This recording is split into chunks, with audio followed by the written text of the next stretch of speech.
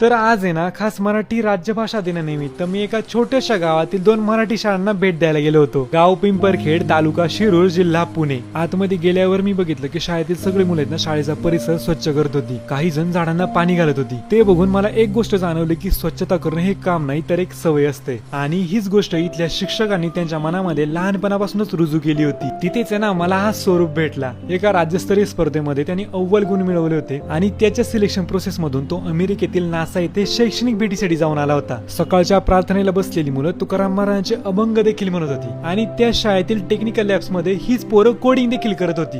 बघा आहे की नाही विज्ञान आणि अध्यात्माचा सुरेख संगम. त्या शाळेतील वरिष्ठांशी बोलताना मला एक कळलं की या शाळेला अनेक जिल्हास्तरीय आणि राज्यस्तरीय पुरस्कार देखील भेटलेले आहेत. सोबतच या शाळेतील अनेक विद्यार्थी मोठ्या मोठ्या पदांवर देखील आहेत. तसं बघायला गेलं तर एकदम छोटंसं खेडेगाव, पण याच गावातील दोन्ही शाळेतील शिक्षणाचा दर्जा आज जगाला आदर्श घ्यायला लावतो.